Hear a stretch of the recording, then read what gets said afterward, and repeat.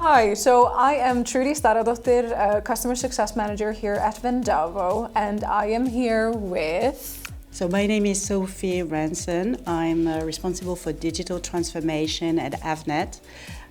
So I work at Avnet, obviously. Yeah. Great, thank you so much for being here with me today. So we are now in Stockholm at the Vendavo Growth and Profitability Summit, and you were just now a panelist on pricing without walls. What advice do you have for companies that are dealing with silos in their organization? Oh, I have... the first thing that comes to mind is be patient. It's a long journey to try to break down the silos in a company. At Avnet, silos are kind of a necessary evil, right? We need to be specialized. We need to be really precise in what we are doing. So it takes time. It's a journey to manage and find the right compromise between silos and being into a lean organization. So be patient, map it out, have a strategy, and then implement in waves. That would be my advice. Absolutely. Right? So get the big picture laid out and then go ahead and implement first phase, pilot, reiterate, and move on. Exactly. So you said that you have like specialized silos, of course, as well. So do you feel like you're able to, make the most of that? Can you take some specialities out of the silos also into the pricing strategy and such, like get the best of everything, if you will, and try to get everyone on board? Is that something you can do? Yeah, that's something we're aiming at doing. So again, that's a journey. Yeah. So we need a lot of communication, internal selling, explanation, repeating what is it that we are trying to achieve, what's in it for you guys, and how is it going to help us be more successful collectively.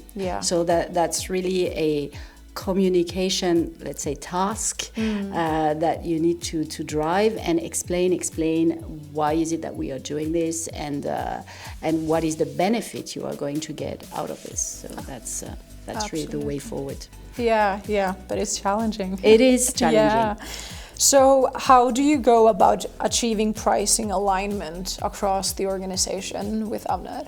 Oh, that's a very good question. Are we achieving pricing alignment is the first question. I think when we speak about handing out a price to our customers, what we ensure is that we are capturing the different business strategies, that we are mirroring these strategies into our digital pricing, and that then with digital pricing we are automating the way we give pricing to our customers. Exactly. So that would be a meaningful price and an instant pricing. Like all about speed. Exactly, all about speed. Because we are in a very transactional business with lots of volumes, so of course we need to be very fast. Exactly. Okay. No, I mean, that sounds like a good approach to, you're taking it from somewhere, putting it into a system, and then making sure that then gets kind of spread across. Exactly. Yeah, and reaching an alignment. Exactly, and we are lucky enough to share a same ERP platform across our business units, so that helps a lot,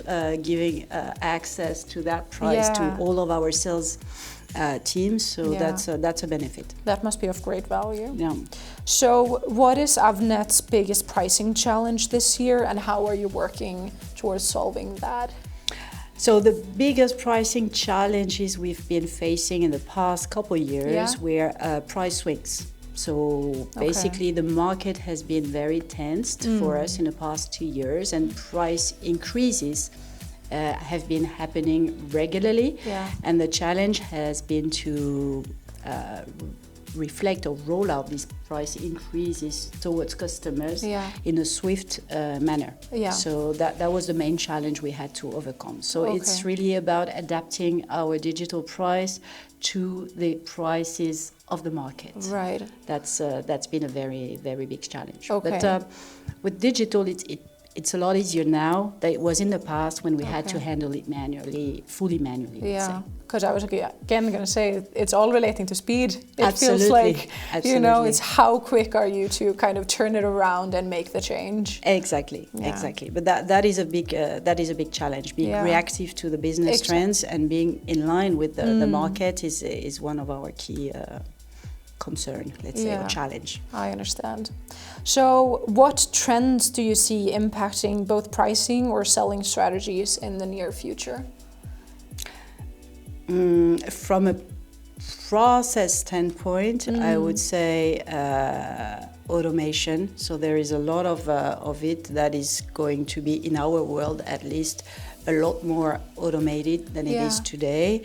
And from a business standpoint, we are in a cyclical business. So in any case, it's ups and downs. We are at the end of an upturn at the moment. So we are going to slide slowly into a downturn situation. And waiting up for the next phase, let's say.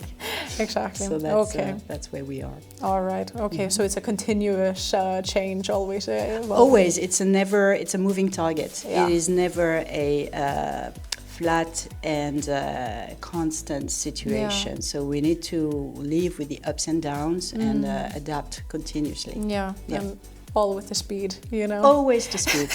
Exactly. I mean, customers are expecting more and more speed, velocity, right? So they want something. We live in a society of instant. You know, nobody is willing to wait anymore for anything. I know. And pricing doesn't escape that trend. Exactly. Sure. So you can tell that it's been a change, because I feel like it's coming from the behavior of, you know, us as regular consumers and people, and then going into the B2B, the business to business.